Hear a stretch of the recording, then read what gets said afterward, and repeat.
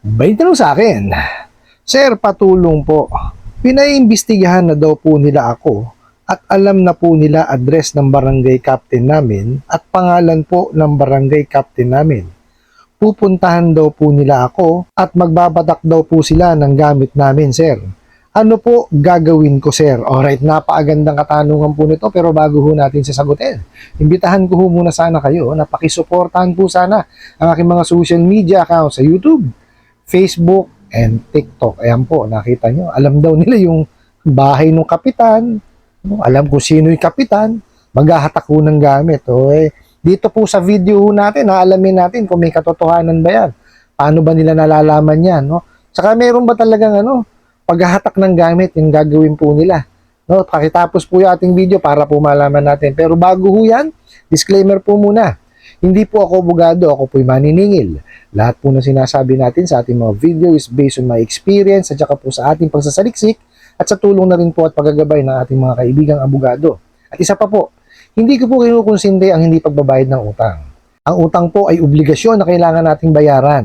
Ang hindi po ako pabor is dun sa maling pamamaraan ng pagpautang at maling pamamaraan ng paniningil. Sagutin po natin itong pinadala niyo pong katanungan. Okay, so sabi niyo nga po, pinaiimbestigahan daw ho kayo. Okay, dun ho muna tayo. Okay. Nakakapagtaka naman itong mga bugok na to, no, kung bakit, kung kailan kayo, nabigyan na ng loan, no, at oras na ng, ng singilan, tsaka pa lang kayo paimbestigahan. Di ba mali? Oh. Yan ho mahirap sa mga yan. Hindi ho kasi sinusunod yung yung tamang proseso ng pagpapautang. Di po ba? Ganito dapat yan eh. So dapat pag nag-apply, di po ba, magsasubmit po ng dokumento, mga documentation requirements. O. Tapos tsaka po nila dapat yan iniimbestigahan. Credit investigation kung tawagin, may verification, tsaka po sila magkakaroon ng ng evaluation. Oh. Ba't ngayon pa lang kayo iimbestigahan? O di mali. Kaya ako nagkakaloko-loko yung nila, pautang nila na yan eh. O di po ba? Kasi, pag inuna mo yung maling pamamaraan ng pagpapautang, walang mangyayari dyan. Di ba? Kaya ako nakita nyo, lagi kong sinasabi, dun po tayo sa tamang pamamaraan ng pagpapautang. Di po ba? Yung meron po yung application. No? Di ba? Application per se. Lahat po ng detalye ninyo. Lahat po ng tawag dito, documentary requirements na hinihingi. O yan, kailangan niya, i-CI yan. Credit investigate or di kaya i-verify. Tapos yan, magkakaroon yan ng evaluation. Kasi doon dapat ginegauge yan eh. May kakayanan ba tong tao na to mga panghiram ng pera? May kakayanan ba siya magbayad? Oh. Kaya niya na bang yung kumbaga handa na ba yung sarili yung tao na to doon sa obligasyon? Dapat ganun eh. Kasi ganito yan. Yung pag-evaluate doon sa isang individual o nang hiram, yan, pinoprotektahan kasi yung kliyente. Hindi po pwede na bigay lang ng bigay ng ng pautang. Ano mangyayari? Paano kung hindi pa handa? Walang trabaho, nag-aaral, di ba? Ganyan nangyayari sa mga bugok at abusadong online lending apps na yan. Oh, nakita nyo? Tapos pagka hindi nakasingil, sasabihin kung ano-ano ng mga kawalang yaan. Di po ba? O kagaya niyan, sasabihin, alam na daw po yung yung address ng kapitan, tsaka yung pangalan ng kapitan. Natural. Public official yun eh. Oh. Lahat ng private ng detalye dun sa sa kapitan, malalaman mo talaga. Oh, ipagtatanong mo lang naman sa yan sa kay Google. Lahat ngayon alam nang ni Google. So, Mario Yusef naman, itatype mo lang barangay, anong lungsod nandun na. Mario Yusef, hindi naman yun, lingid sa kaalaman na po ng iba. Kasi, ang public official po, nakapublic ang information niya. So, malalaman po talaga. Hindi po ba? Huwag nyo takutin na sarili. Tsaka magagawa ni Kapitan? Di po ba? May nag-comment nga po, isa daw siyang public official. Hindi raw po pwede sa kanila yung ganun. Kasi nga, unang-una, wala na sila kilalaman talaga doon sa utang. Di po ba? Tsaka baka sila papagalitan dahil nga nangaharas. Tsaka hindi lang yun. Meron naman na tayong dyan, di ba? Yung desisyon po ang korte. Bakit pa rin talagang pinipilit nila? Wag niyo paniwalaan niya sinasabi nila na pupuntahan kayo kasama yung barangay. Hindi Constituent kayo ng barangay. Kayo po protektahan yan.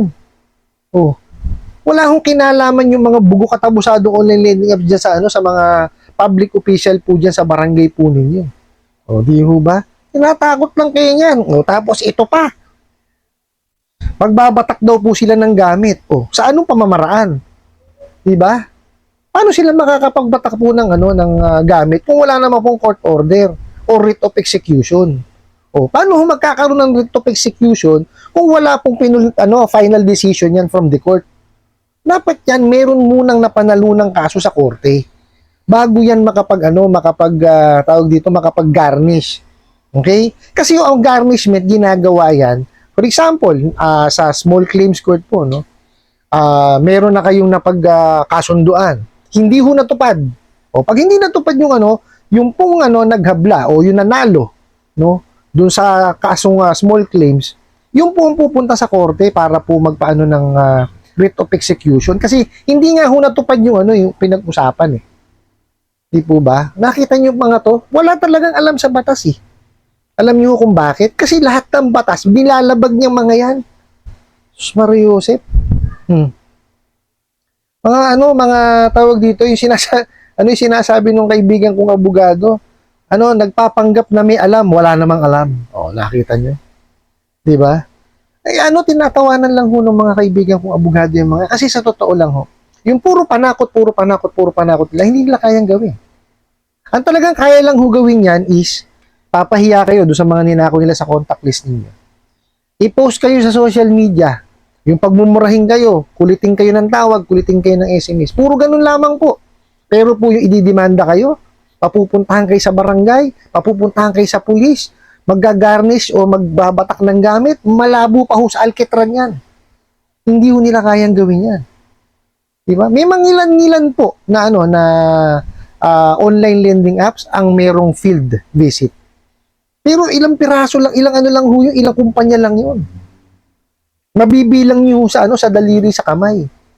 Dahil nga ho, alam nila sa sarili nila na illegal yung ginagawa nilang pagpapautang. Di po ba? Yes, nandun na ako, registered. But unfortunately, walang batas na sinunod. Walang memorandum na sinunod. Di ho ba? So ibig sabihin, yung proseso illegal. Yung lending legal, pero yung proseso illegal. Ganun ho ang nangyayari.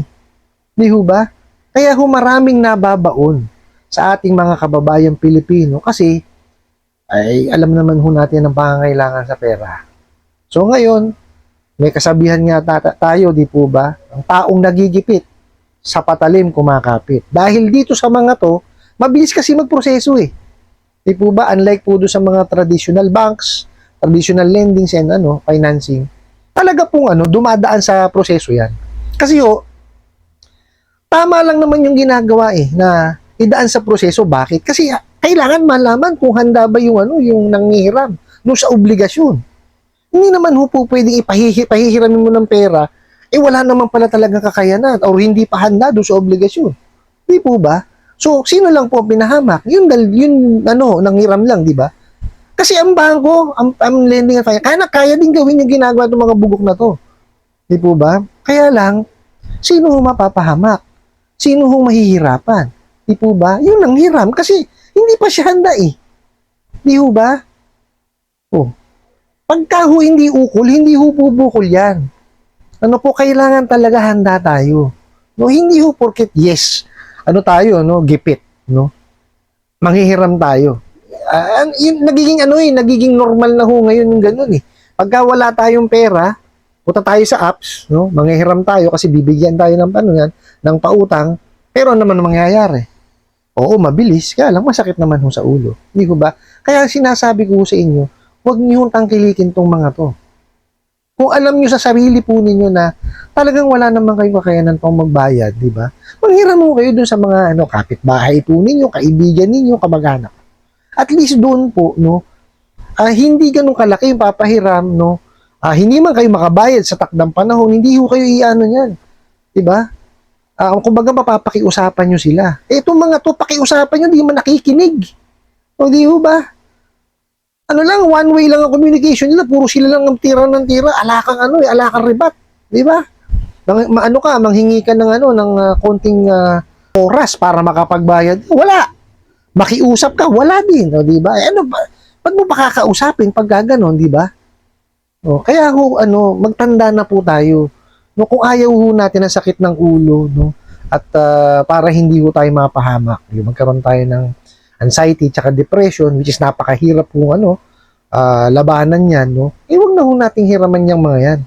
Di po ba? Kasi talagang sakit lang ho ng ulo eh. Perwisyo ho eh.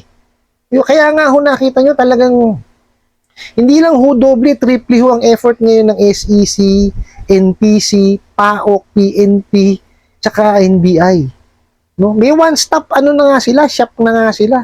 Talagang pag upo mo, talagang anuhin kayo. Di po ba? Panoorin niyo po yung mga video po ni Kajani. Kajani, no, kamusta kaibigan? Kasi po siya po ay nagpa-file kaya may alam po siya diyan. No? So kung ito ho ang ang hinihiling ko lamang po sa ating mga kababayan. I-assess muna natin sarili natin. Pagkatapos natin i-assess kung talagang kaya natin, manghiram mo tayo doon sa legitimate. No, wag ho doon sa mga kagaya niya, no?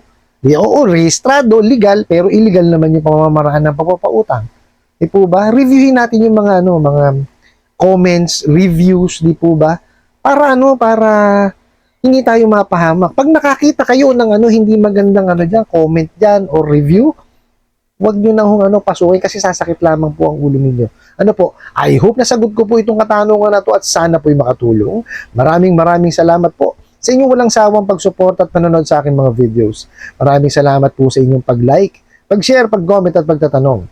And kunin ko na rin po itong opportunity na to na imbitahan po sana kayo na pakisuportahan po sana ang aking mga social media accounts sa YouTube, Facebook, and TikTok. Nasa muli po, yun lang.